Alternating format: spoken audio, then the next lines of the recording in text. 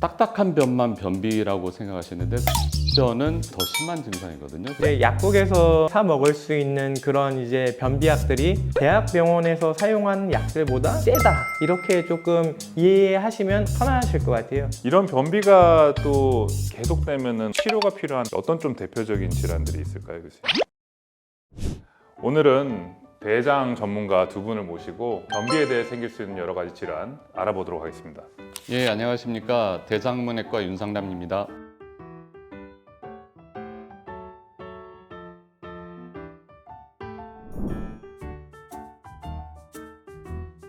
예, 안녕하십니까. 소화기내과 오창규입니다.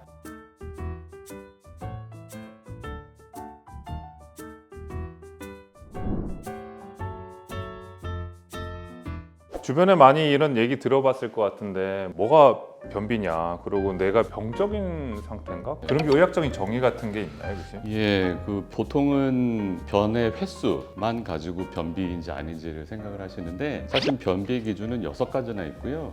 그 중에 하나가 3, 4일에 한 번 정도 변을 보는 것입니다. 나머지 5가지는 힘을 주어서 변을 보거나 딱딱한 변을 보거나 또는 잔변감이 있거나 폐쇄감이 있거나 또는 손으로 조작해서 변을 빼내야 되는 경우, 그 중에 2가지가 6개월 이상 지속되는 경우에 변비로 진단할 수가 있고요. 진단 기준이 사실은 여러 가지라는 거 알아주시면 좋을 것 같습니다. 변 상태가 어떤지에 따라서 어떤 건강 상태도 알 수가 있나요? 일반적으로 이제 흑색변이라고 이야기하는 검은 변은 이제 위나 십이지장 등 이제 상부 위장관 쪽에서 출혈이 있는 경우에 흑색변으로 좀 변이 좀 나을 수가 있습니다. 빨간 변 같은 경우에는 주로 이제 하부 위장관, 대장이나 소장 뒤쪽 부분에서 좀 출혈이 있는 경우에 그렇게 좀 빨갛게 좀 피가 나올 수가 있고요. 딱딱한 변만 변비라고 생각하시는데 사실 무른 변은 더 심한 증상이거든요. 그게 무슨 뜻이냐면 숙변이 대장에 가득 차면 딱딱한 변은 실제로 배출이 잘 안 되고 물변이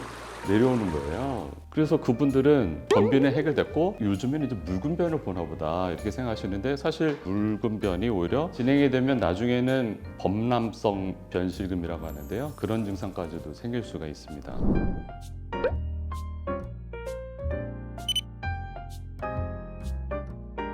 그럼 이제 자기가 변비인 줄도 모르고 이렇게 증상이 이렇게 악화될 수가 있는데, 그럼 우리가 그런 걸 예방할 수 있는 생활 습관이나 행동 같은 게 있을까요? 식이섬유를 충분히 섭취하고 수분도 충분히 섭취하고 적당한 운동이 필요한데 식이섬유 하루 권장 섭취량이 20에서 25g이에요. 그런데 귤로만 채우려면 몇 개를 먹어야 될 것 같습니까? 네. 거의 무리니까 20g 채우려면 20g을 한 10개? 업, 30개, 한 박스. 50개? 100개입니다. 식이섬유가 귤로 따지면 내가 하루 종일 100개 귤로만 먹어야 먹는다고 되고요. 그러면 딸기로 따지면 50개, 사과로 20개, 토마토로 10개, 배추김치 50접시, 콩나물 무침 50접시, 시금치 무침 40접시. 그건 너무 많은데요. 샐러드 그거는? 한 네. 접시를 먹는 거는 어떻겠습니까? 너무 모자랄 것 같아요. 굉장히 부족한 겁니다. 네. 당연히 식이섬유 섭취를 권장을 해야 되지만 변비가 이미 생겨서 고생하신 분들은 약물요법을 같이 쓰는 게 근데 제가 도움이 좀 됩니다. 들었을 때는 일반적인 사람으로 하면은 거의 식이섬유는 항상 모자란 상태인가요? 네, 교수님 보기에는? 그래서 변비가 사실 유병률이 굉장히 높아서요. 성인에서 24에서 40% 정도 된다고 보고 있습니다. 근데 변비라고 생각을 안 하고 정말 심해질 때 병원에 주로 오시는 경우가 많습니다. 이제 항상 기억해야 될 거는 횟수가 아니다. 네. 약간 시원하게 이제 변을 보는 그 느낌을 알아야 될 것 같고, 오 교수님은 주변 친구분들이 이렇게 물어보고 이런 내용은 없었어요? 보통 이제 뭐 약국에서 변비약 같은 것들을 좀 구매하기가 쉬운데 이제 약국에서 사 먹을 수 있는 그런 이제 변비약들이 대학병원에서 사용하는 약들보다 세다, 이렇게 조금 이해하시면 편하실 것 같아요. 자극을 좀 줌으로써 좀 변을 쉽게 보게 하게끔은 하는데 그런 약들이 좀 길게 사용을 하다 보면 민감도나 이런 것들이 떨어지면서 변비 단계로 좀 이행되기도 합니다. 변비에 쓰는 약물요법은 식이섬유 보조제 또는 팽창성 하제로 해서 변의 양을 충분하게 만들어주고 추가해서 이제 자극성 하제나 삼투성 하제 같은 걸로 해서 좀 더 잘 배출되게 하게 하는 약을 써야 되는데 약국에서 판매하는 약들을 말씀하셨듯이 그것만 쓰면은 사실은 근본적인 변비 해결이 안 되는 경우가 많습니다.